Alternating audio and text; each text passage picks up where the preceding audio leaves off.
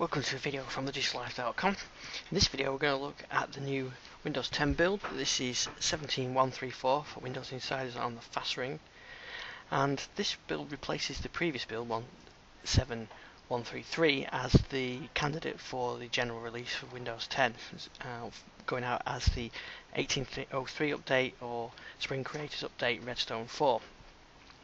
There is no changes to this build since the previous one, and the previous one was supposed to go out to all Windows users but was held back for a potential bug causing blue screens of death where the whole machine crashes. That's been fixed with this build, and now this is out on the fast ring.